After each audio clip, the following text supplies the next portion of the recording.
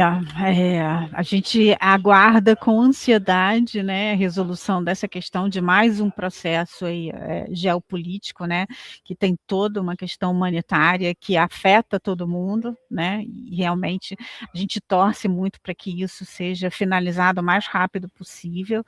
Eh, mas depende muito, né, desse processo todo de renegociação. Não é uma questão fácil, né, entre Rússia e Ucrânia, e isso acaba afetando não só essa questão humanitária, mas os mercados em si, principalmente a commodity, né, que é o petróleo. Então quando a gente vê um avanço, né, vê a possibilidade, aumenta a probabilidade de algum acordo que finalize o conflito,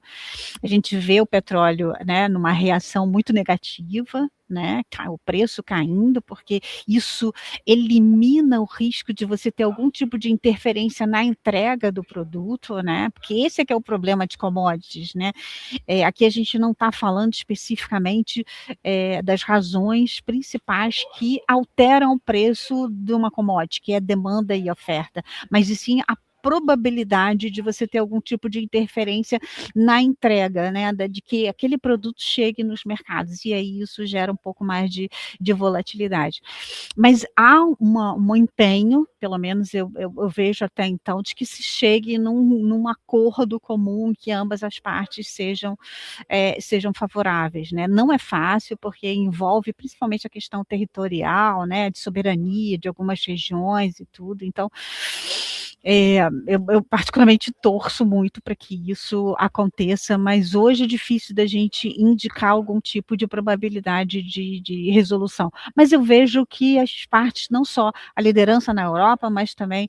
nos Estados Unidos, veem uma disposição muito grande de se chegar num acordo, né, e isso seria muito positivo, não só para a questão humanitária, mas também para essas pressões, né, essa volatilidade adicional que a gente vê no preço da energia, né, que é do petróleo, que é tão importante para os índices de inflações globais no mundo, né. O petróleo ele caiu próximo de 20%, né, no acumulado de 2025, ele contribuiu de forma relevante para esse arrefecimento da inflação global, né, a energia tem um peso bem relevante, e a expectativa é que, finalizado esse acordo, né, a gente volte para um trâmite normal, um fluxo normal para o petróleo e que isso, seja favorável também para uma certa acomodação no preço do petróleo. Redução da volatilidade, eu acho que seria o mais adequado, né. E a gente tem outros conflitos também, né, geopolíticos, que entram em 2026 ainda sem resolução e que a gente espera que em algum momento seja, tratado de forma séria para que realmente a gente volte a ter, uma redução bem significativa na parte geopolítica. Tem alguns outros instrumentos que são utilizados, né, e aí eu falo muito mais não só de geopolítica, mas de geoeconomia, né, que são utilizados para você,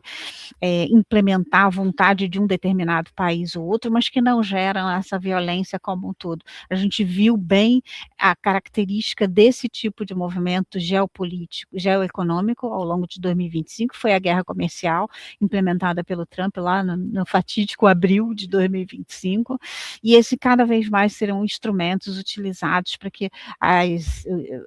os grandes partidos e os grandes países implementem as suas vontades sobre os outros países. Então, eu espero que a gente alcance, a resolução desses conflitos e que haja uma redução das tensões geopolíticas ao longo de 2026, mas tem outras questões aí, principalmente asiáticas, que podem,